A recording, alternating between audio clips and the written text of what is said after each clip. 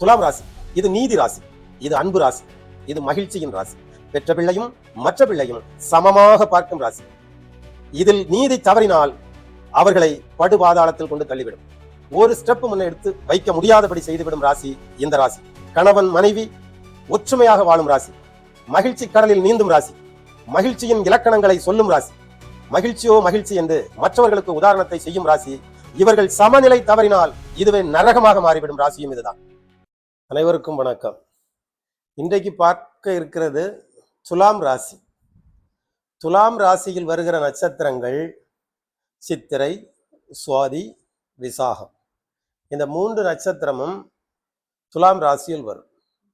இந்த ராசியில் இருப்பது அன்பு. அன்பு என்பது இந்த ராசிக்கு சொந்தமானது. அதாவது கணவன் மனைவி அப்படிங்கிற ராசி இது. ஒரு மனிதன் அவன் மனைவியை பார்த்துதான் முழுமையாக சிரிப்பான். ஒரு மனைவியும் கணவனை பார்த்துதான் முழுமையாக சிரிப்பாள். அந்த சிரிப்பு அப்படிங்கிறத உருவாக்குகிற ராசியே இந்த ராசி தான். அடுத்தது இதற்குள்ள இருக்கிறது என்னன்னா, நட்பு இதற்குள்ள இருக்கு.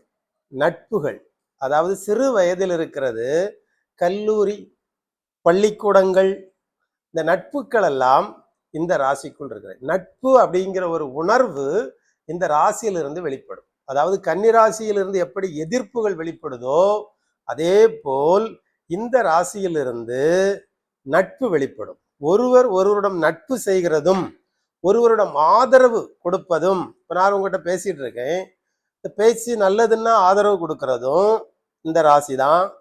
இதற்கு எதிர்ப்பு கொடுத்தா அது கன்னி ராசி ஆகும். ஒவ்வொரு ராசிக்கும் ஒவ்வொரு வகை உணர்வுகள் இருக்கு. இது மனைவி, அதாவது மனைவின்னா மனைவிக்கு கணவன், கணவனுக்கு மனைவின்னு சொல்லுவாங்க. இது எப்படின்னா, பிரம்மம் ஆதியில் எல்லாம் அறிந்த பிரம்மம் ஞானமாயும் அறிவாயும் நிலையா நின்றுட்டு இருக்கு. அதாவது நமக்கு எப்படி இந்த உலகம் தோன்றிச்சு அப்படிங்கிற இடத்துல இதை எழுதி வச்சிருக்கு, சிவபுராணத்துல எழுதி வச்சிருக்கு. எப்படின்னா, அந்த பிரம்மம் அது அழிவும் இல்லை, ஆக்கமாக ஒன்றும் செய்யவும் இல்லை. அது அழியவும் இல்லை, ஆக்கமாக ஒன்று செய்யவும் இல்லை. இது யோக நிலைன்னு சொல்லுவாங்க. இந்த ரெண்டும் இல்லாத ஒரு நிலையில் இருக்கும்போது அந்த பிரம்மத்தின் அறையில் ஒரு இச்சை தோன்றிற்று. அந்த இச்சையிலிருந்து ஒரு பெண் வெளிப்பட்டார். அந்த பெண் அத்தனை அழகாக வெளிப்பட்டாள். இவர்தான் விஷ்ணு என்று சொல்லுவார்கள். இந்த விஷ்ணுனுடைய அடுத்த அறையிலிருந்து, நாபியிலிருந்து பிரம்மா வெளிப்பட்டார். ஆக ஒருவருடைய அறையிலிருந்து வெளிப்பட்டதாக சொல்லப்படுகிற இடம் இது. காலபுருஷன், மொத்த ராசியும் ஒரு புருஷன், அவனுடைய விலா எலும்பாக தான் இந்த இடம் வரும். அதே போல யூத புராணத்தில் சொல்லப்பட்டது ஆதாம் ஏவாள். அந்த ஆதாமுடைய விலா எலும்புகளில் ஒன்றை எடுத்து அவர் ஒரு பெண்ணை உருவாக்கி அவரிடத்தில் கொண்டு வந்தார். அந்த இடம் இது காலபுருஷனுடைய விலா எலும்பாக வரும். எல்லாம் நான் என்ன சொல்றேன்னா, சாட்சி வேணும். ஒரு வான சாஸ்திரம் இருக்குன்னா அதுக்கு சாட்சி வேணும். சாட்சி கொடுப்பது புராணங்களும் வேதங்களும் தான். இப்போ புராணத்தை வேதத்துக்கு ஒப்பிடுறாங்க அப்படின்னு நீங்க சொன்னா, வேதங்களிலும் ஆதியில் இருந்தது அத்தனையும் கதைகளே. அது குரானாகட்டும் ஆதியில் இருந்த கதைகள் தான், கிறிஸ்தவ வேதங்களாகட்டும் ஆதியில் இருந்த கதைகள் தான், இந்து வேதங்களாகட்டும் ஆதியிலிருந்து கதைகள் தான். எல்லாம் கதை மூலமாக தான் சொல்லியிருக்கேன் ஒழிய இந்த கதைகளுக்கு உள்ளுக்கு இது இருக்கும். அதுதான் ஆதாரங்கள். அடுத்தது விலா எலும்பிலிருந்து உண்டாகி ஒருவர், இவர் 2 பேர் அல்ல, ஒருவர் தான். ஒருவர் 2 பேராக இருக்கிறாங்க.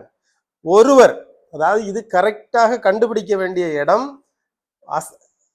ஜாதக பொருத்தம்னு ஒண்ணு பார்ப்பாங்க. ஜாதக பொருத்தம், அந்த பொருத்தத்துல இன்னார் இன்னார், இன்னாருக்கு இன்னார் தாங்கிறத கரெக்டா கண்டுபிடிப்பது தான் இந்த ஜாதகத்துல இருக்கக்கூடிய ஜாதக பொருத்தம்னு சொல்லுவாங்க. அது இவங்க யாரு, இவங்களுக்கு உங்க மனைவியா வர்றது யாரு, உங்களுக்கு கணவனா வர்றது யாரு அப்படிங்கிறத சரியாக துல்லியமா கண்டுபிடித்து சேர்த்தால் அவர்களுக்கு குழந்தைகள் உண்டாகும்.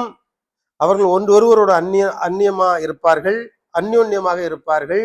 அப்புறம் நட்புக்கு இலக்கணமாக இருப்பதில் ஆதாய நட்பு என்று ஒன்று இருக்கிறது. அதாவது ஆதாய நட்பு. ஆதாய நட்புன்னா தொழில் செய்கிற இடத்தில் தொழில் கூட சேர்ந்து வேலை பார்க்கிறவர்களோடோ அதனுடைய முதலாளியோடோ இருக்கிற நட்புக்கு ஆதாய நட்பு என்று பெயர். அந்த ஆதாயம், அதாவது கூலி அங்கு இல்லை என்றால் அந்த நட்பு அங்கு முடிந்துவிடும். கல்லூரி காலத்தில் ஒரு நட்பு இருக்கும், அதுவும் கல்லூரி காலத்தோடு முடிந்துவிடும். பள்ளி காலத்தில் ஒரு நட்பு இருக்கும், அதுவும் பள்ளி காலத்தில் முடிந்துவிடும். ஒரு ஊருக்குள் எல்லாரும் ஒன்றாக இருப்பார்கள், அங்கு ஏற்படுகிற நட்பை அது ஊர் நட்பு என்பார்கள். இது ஊர் நட்பு. ஒரு ஒரு ஜாதியில் இருப்பதால் இது ஜாதி நட்பு என்பார்கள். இது ஜாதி நட்பு. இப்படி நட்பு பல வகையாக இருக்கிறது. அத்தனை வகை நட்புகளும் இந்த ராசிக்குள் தான் இருக்கிறது. அதே போல் நண்பர்கள், இரண்டு நண்பர்களில் ஆதாயத்திற்காக பழகுகிற நண்பர்களும் உண்டு. எந்த இரவில் எழுந்து எனக்கு ஒரு உதவி வேண்டும் என்று சொன்னாலும் உடனே போய் அந்த உதவியை செய்கிற உயிர் நண்பர்களும் உண்டு. இதில் எல்லா நண்பர்களும் இதற்குள் தான் இருக்கிறார்கள். கல்யாணம், ஒரு ஆணுக்கும் பெண்ணுக்கும் வயது வந்தது முதல் அவர்கள் எதிர்பார்ப்பை கொடுப்பது, ஒருவருக்கு திருமண எதிர்பார்ப்பை கொடுப்பது இந்த ராசி தான். இந்த ராசி அவங்களை எதிர்பார்ப்பை கொடுத்து கல்யாணம் வரைக்கும் இது அவர்களை நடத்தி செல்லும். ஒரு இடத்துல ஒரு கேள்வி கேட்டாங்க. என்ன கேட்டாங்கன்னா, ஒரு ஒரு ஒரு மனிதரை கூப்பிட்டு, உங்களுக்கு இந்த உலகத்தில் யாரை உங்களால் விட்டு பிரிய முடியாது அப்படின்னு கேட்டாங்க. அப்ப அவர் சொன்னாரு, அவர் முதல்ல அப்பாவை நினைச்சு பாக்குறாரு. அப்பா இறந்து போயிடுவாரு, அம்மா இறந்துருவாங்க, அப்புறம் அண்ணன் தம்பிகள் அவங்களும் பிரிஞ்சிருவாங்க, பிள்ளைகளும் அவங்களுக்கு குடும்பம் வரும்போது பிரிஞ்சு போயிடுவாங்க.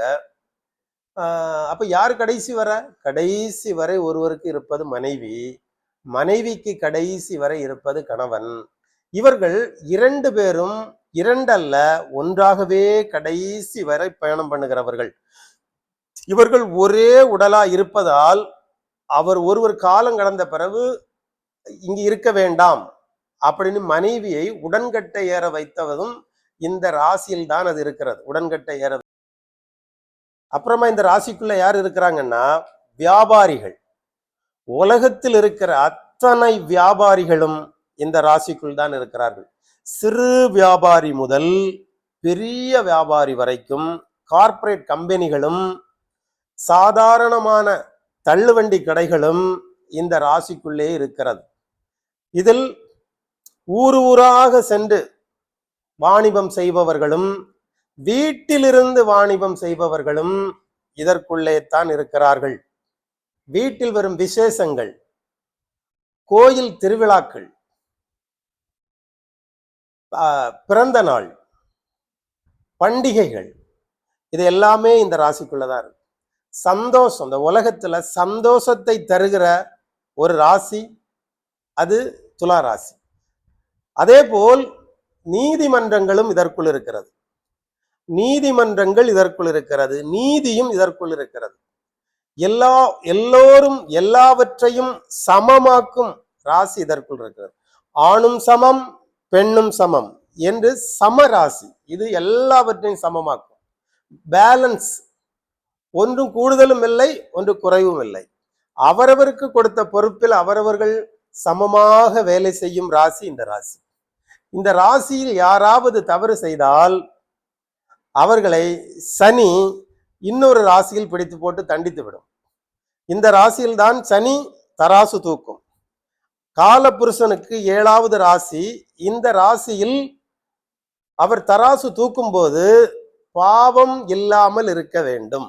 பாவம் இல்லாமல் இருந்தால் இந்த ராசியிலிருந்து தப்பித்து கொள்ளலாம். அல்ல என்றால் இது 2ஆக பிரிந்து விடும். இடது பக்கம் போட்டால் மரணம், வலது பக்கம் போட்டால் பாதாளம். இடது பக்க மரணமும் வலது பக்க பாதாளமும் இருக்கும். இந்த ராசியில் வருகிற மாத தொடக்கத்திலிருந்து 10வது நாள் பாவ நிவர்த்தி பண்ண வேண்டும். ஏனென்றால் இது யூத புராணத்தில் எழுதி வைத்திருக்கிறது. ஏனென்றால் அந்த மாத தொடக்கத்திலிருந்து 10வது வருகிற நட்சத்திரம் சதயம் நட்சத்திரம். இந்த சதயம் நட்சத்திரத்தில் யமன் பிறந்த நாள். யமன் பிறந்தது. யமன் இந்த நட்சத்திரத்துல தான் பிறந்திருக்காரு. இதுல இருந்துதான் யமனுடைய வாய் போகிற வழியில பிடிச்சு திங்கும்.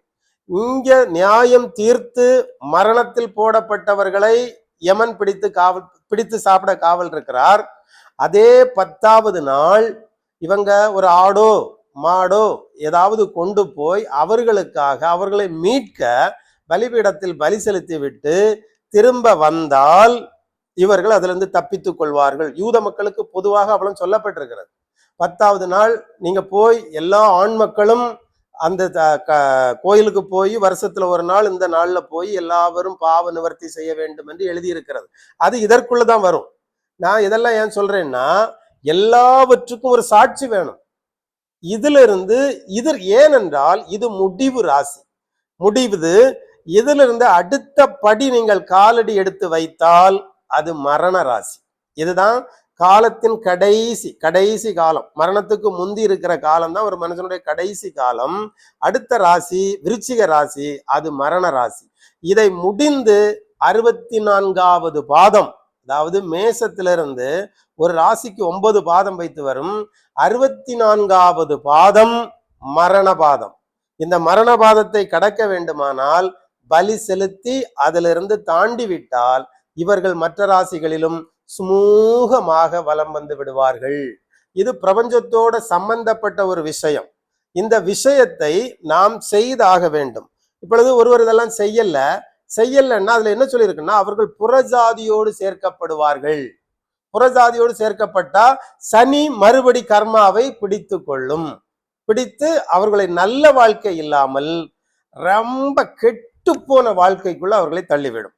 இது இந்த ராசிக்குள் இருக்கிற ஒரு புதைபொருள். இதோடு இந்த ராசி இப்பொழுது முடித்துக் கொள்கிறேன். மீண்டும் அடுத்ததாக தனுசு ராசியை பற்றி பார்க்கலாம்.